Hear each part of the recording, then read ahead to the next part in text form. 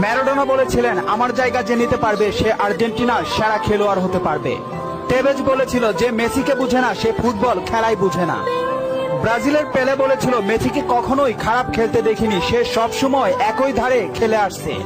Pep Guardiola বলেছিলেন, মেসিকে নিয়ে কিছু লিখবেন না, না লিখে ওকে শুধু দেখে যান, কেননা কোনো কোচ বা সিস্টেম তাকে আটকাতে পারে না। রাইকেট বলেছিলেন, মেসির গোল এক একটা শিল্পকলা, আবার বলেছিলেন মেসি মানে ফুটবলের ইতিহাস। ব্রাজিলের রোনালদো বলেছিলেন, মেসিকে অনেক বেশি কমফিট মনে হয়। ফিগো বলেছিলেন, মেসিকে দেখা মানে অর্গজমের পর অবিশ্বাস্য। জাভি বলেছিলেন, মেসি অন্যদের থেকে কতটা এগিয়ে এটা যারা বুঝে না তারা অন্ধ। ইনিয়েস্তা বলেছিলেন, মেসি যা পারে অন্যরা তা পারে না, বার্সেলোনা আর কখনোই আরেকটা মেসি পাবে না। ব্রাজিলের রোনালদিনহো বলেছিলেন, আমি একবার বিশ্ব সেরা হয়েছিলাম, কিন্তু তখনও বার্সার সেরা প্লেয়ার হতে পারিনি, কারণ তখন বার্সাতে ছিল